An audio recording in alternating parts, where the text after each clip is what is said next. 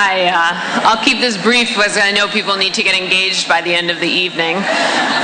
Those things are expensive, so get on it.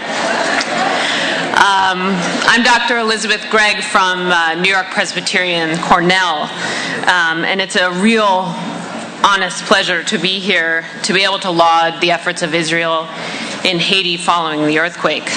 I was told to disclose that I'm neither Jewish nor a Birthright alumni, but thanks to my mother-in-law, I'm a card-carrying Hadassah member, so glad that brought some street cred.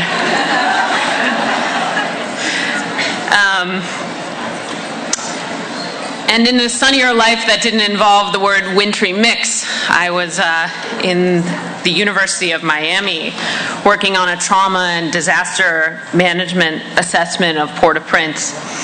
And following the earthquake, I was the project manager of Project Medishare's field hospital at the airport in Port-au-Prince, which was another trauma hospital in addition to the Israeli field hospital.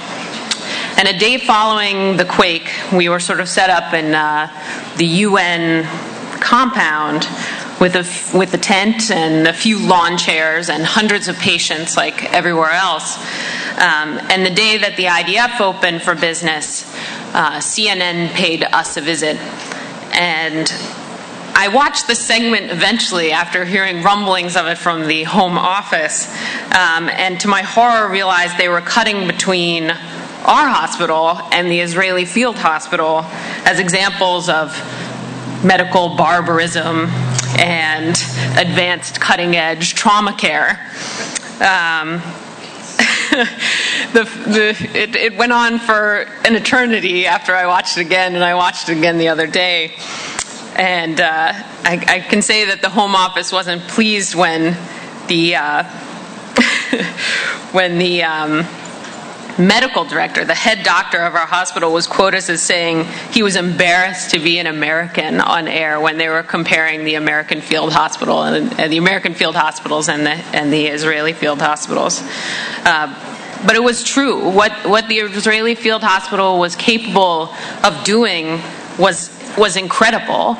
On that segment, you see Elizabeth Cohen on CNN mesmerized by the technology that they had available, and at one point walks up to a machine and asks what it was. And the soldier responds, "It's a ventilator," in a very flat affect.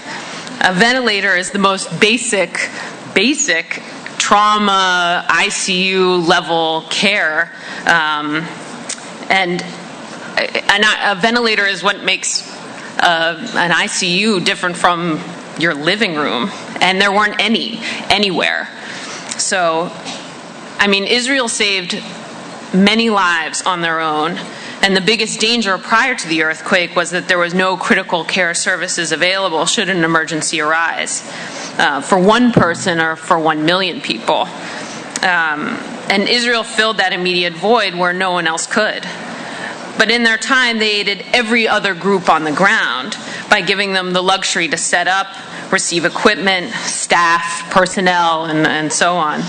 And because their early efforts stabilized the situation on the ground, every intervention thereafter by every other group managed to be successful thanks to their early efforts.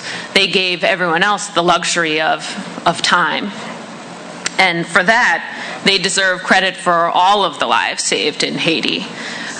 My hospital in Project Medishare is still operational in the ground now, and that is in large part to the efforts of Israel initially. And we have ventilators.